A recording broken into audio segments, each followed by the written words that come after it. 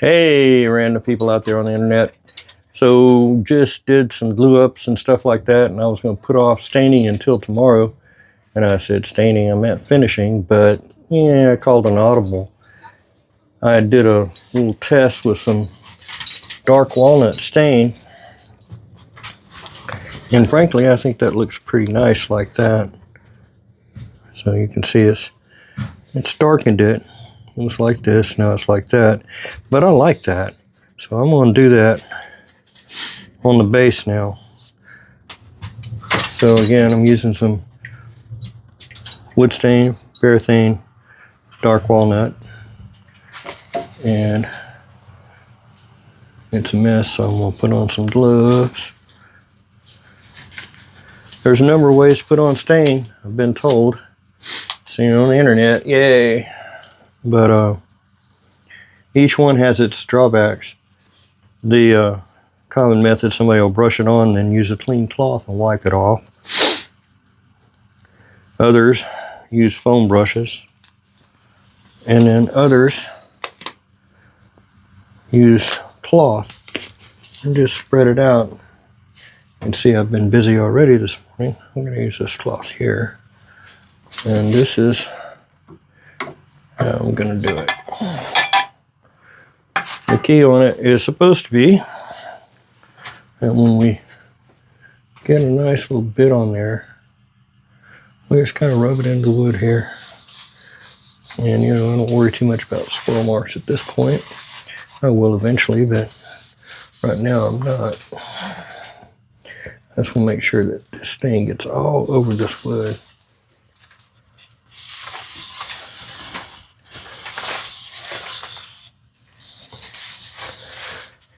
And what's going to be hard is getting this inside of this guy soaked in good. I'll probably have to do it on both sides a couple of times before I get it all in there. Such is why.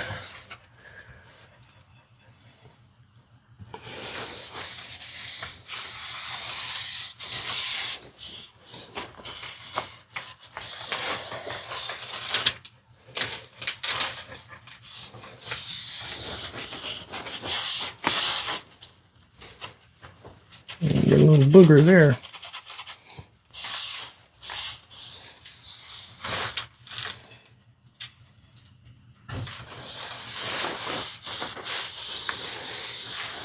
Again, just want a lot of it on there, just enough that it's going to soak into that wood pretty good, hopefully.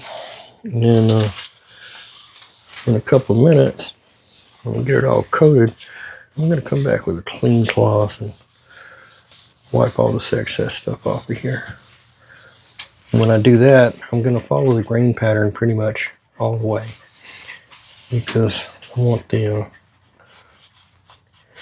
I don't want to take a chance on blobbing it or having swirl marks like that that are in the finish. So I'll be wiping it off in the grain pattern. I said it before, I'll say it again. The groove is going to be the hardest part. And I may have to come back with a brush and do that one because I can't really get my fingers in there. And that's okay. So now we'll get a clean cloth. I'll make sure you don't have a dusty one or anything, because you can grind that dust in there and you'll have more of a mess to deal with. I'm just going to kind of buff it.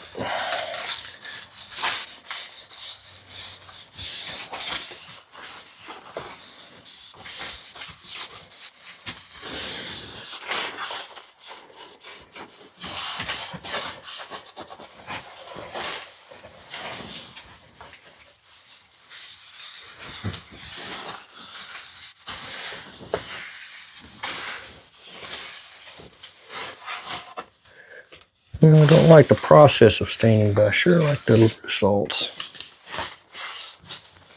I could live my whole life and not do any staining. Wouldn't bother me a little bit.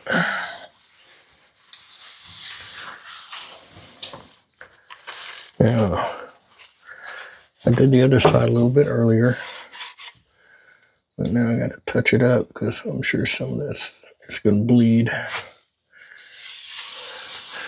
by that I mean it can get onto the other side of your project.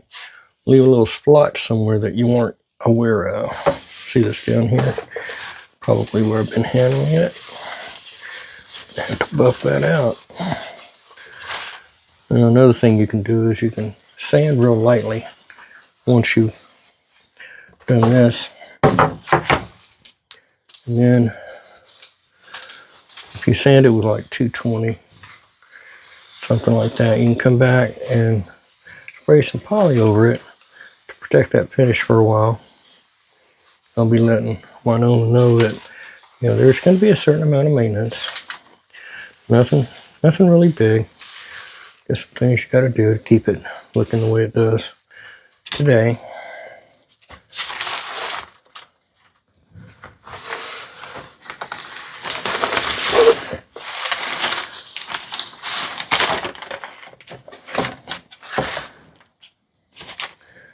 Every time you touch it, you take a chance on putting more fingerprints and whatnot on it. So you got to be careful. And you know, that's really not too bad looking. You know, I'm looking at it with my little headlamp. It's also a way you can detect any defects that might be in your wood. But at this point, to me, it's just a little too late. I'm not gonna lose any sleep over a little bit of defect in it.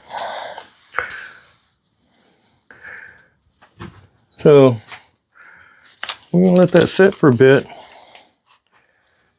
and when I'm ready to stain the smaller parts, we'll take a look at it and see how that came out.